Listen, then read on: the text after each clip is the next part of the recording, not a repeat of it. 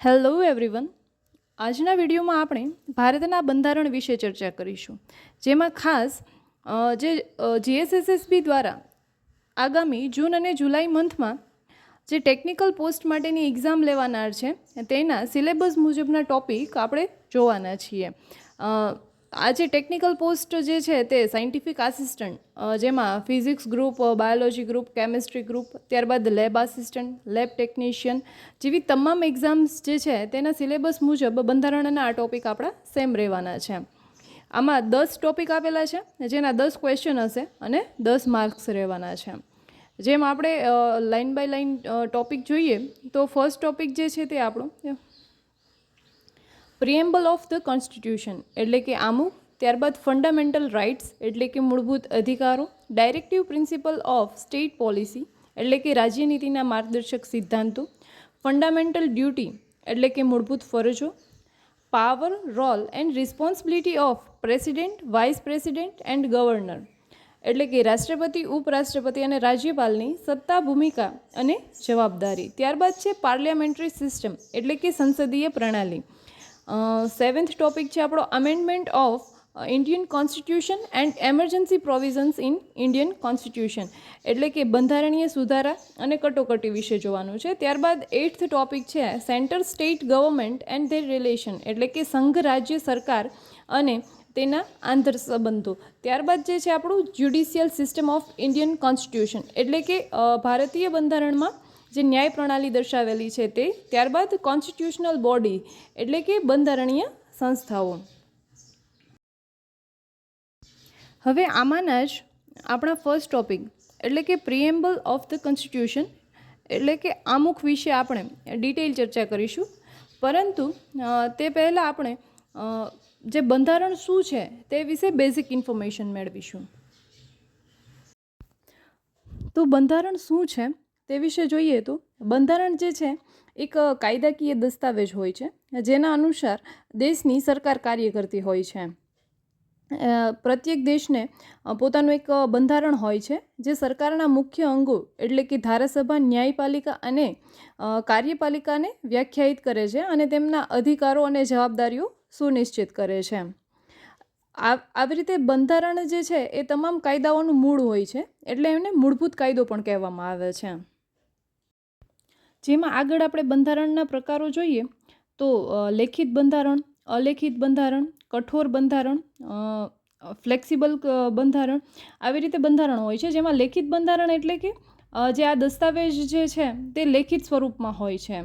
આવી રીતનું જે બંધારણ છે તે આપણે ભારતમાં, ત્યારબાદ અમેરિકા અને ફ્રાન્સ આવી રીતના દેશો જે છે એની અંદર લેખિત બંધારણ આવેલું છે. ત્યારબાદ આપણે જોઈએ કે અલેખિત બંધારણ, તો કે જ્યારે બંધારણ લેખિત દસ્તાવેજના રૂપમાં ઉપલબ્ધ ન હોય, પરંતુ જે રૂઢિ, પ્રથા, ન્યાયિક નિર્ણયો એના દ્વારા સ્વયં વિકસિત થતું હોય તેવા બંધારણને અલેખિત બંધારણ કહેવામાં આવે છે. બ્રિટન જે છે એની અંદર આ રીતનું બંધારણ જોવા મળે છે. ત્યારબાદ કઠોર બંધારણ એટલે કે એવું બંધારણ કે જેની અંદર આપણે બંધારણીય સુધારો જે છે તે કરવા માટેની પ્રક્રિયા ખૂબ જ કોમ્પ્લિકેટેડ એટલે કે જટિલ હોય. આવું જે છે તે અમેરિકાનું બંધારણ છે. ત્યારબાદ ફ્લેક્સિબલ બંધારણ કે જે બંધારણમાં જે બંધારણીય સુધારો જે છે તે સરળ પ્રક્રિયા દ્વારા થઈ શકતો હોય, આવું જે છે તે બ્રિટનનું બંધારણ છે. તો આપણને સહેજે પ્રશ્ન થાય કે ભારતનું બંધારણ કઈ રીતનું છે, તો કે એ મધ્યમ માર્ગી છે એટલે કે સંપૂર્ણ કઠોરય નથી અને સંપૂર્ણ ફ્લેક્સિબલય નથી. આપણો દેશ કે જે એક લોકશાહી દેશ છે તેમાં બંધારણનું પોતાનું એક વિશિષ્ટ મહત્ત્વ હોય છે, કારણ કે લોકશાહી વ્યવસ્થામાં સરકારની શક્તિઓ અને નાગરિકના અધિકારો વચ્ચે એક સ્પષ્ટ સમતોલન અને વિભાજન હોવું જરૂરી છે, જે બંધારણ દ્વારા નક્કી કરવામાં આવે છે. હવે આપણા સિલેબસનો જે ફર્સ્ટ ટોપિક છે આમુખ, તેના વિશે આપણે ચર્ચા કરીશું. હવે આપણા સિલેબસના ફર્સ્ટ ટોપિક આમુખ વિશે આપણે ચર્ચા કરીશું.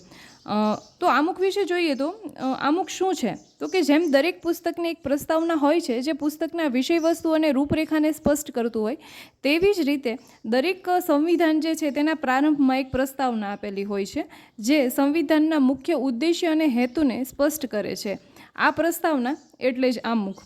આમુખ જે છે તે એક જ વાક્યનું બનેલું છે અને આમુખો માટે આપણે જોઈએ તો કે પંડિત જવાહરલાલ નહેરુએ 13મી ડિસેમ્બર 1946ના રોજ બંધારણ સભામાં ઉદ્દેશ્ય પ્રસ્તાવ રજૂ કર્યો હતો અને આ જ ઉદ્દેશ્ય પ્રસ્તાવ જે છે તેને બંધારણ સભાએ આમુખ તરીકે મંજૂર કર્યો હતો, પરંતુ કઈ તારીખે તો કે 22મી જાન્યુઆરી 1950ના રોજ. અને આમુખ જે છે તેને બંધારણ સભાએ 26મી નવેમ્બર 1949ના રોજ અંતિમ સ્વરૂપથી જે છે તે સ્વીકાર્યું હતું.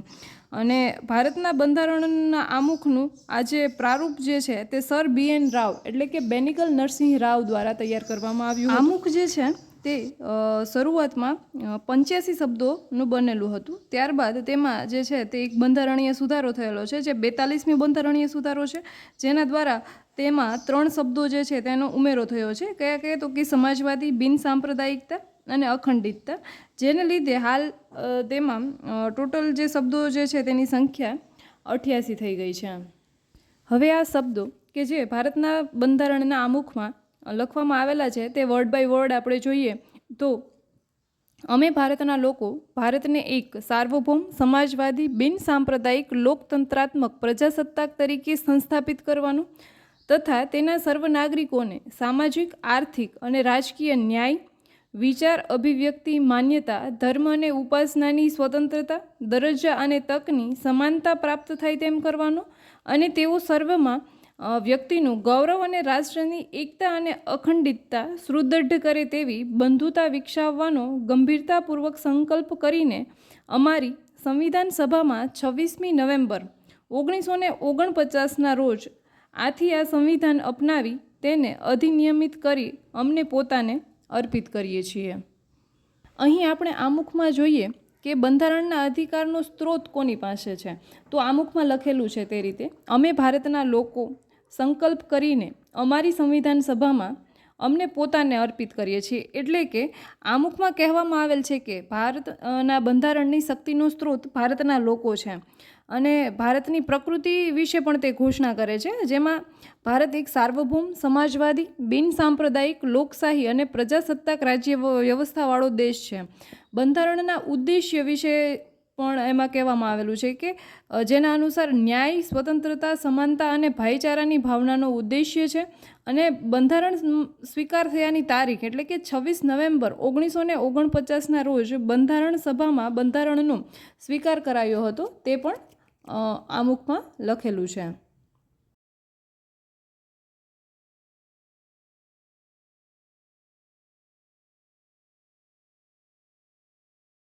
હવે લાસ્ટમાં આપણે આમુખના ઇમ્પોર્ટન્ટ પોઈન્ટ્સ કે જે વારંવાર એક્ઝામ્સમાં પૂછાતા હોય છે તે યાદ કરીએ તો ઉદ્દેશ્ય પ્રસ્તાવ રજૂ કરનાર જવાહરલાલ નહેરુ હતા.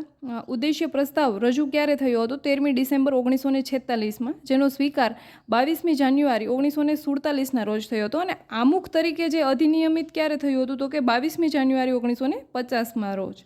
આમુખ જે છે તેનું પ્રારૂપ સર BN રાવે તૈયાર કર્યું હતું. આમુખનો જે સ્ત્રોત છે તે અમેરિકાનું બંધારણ છે, એટલે કે આમુખ જે છે તે અમેરિકાના બંધારણમાંથી લેવામાં આવેલું છે. અને આમુખની ભાષાનો સ્ત્રોત એટલે કે આમુખની જે ભાષા છે તે ઓસ્ટ્રેલિયાના બંધારણ મુજબ છે. આમુખમાં સુધારો જે છે તે આપણે 42મો બંધારણીય સુધારો 1976 થયેલો છે. આમુખ જે છે એની અંદર એક જ તારીખનો ઉલ્લેખ થયો છે, જે આપણે યાદ રાખવી જોઈએ, 26મી નવેમ્બર.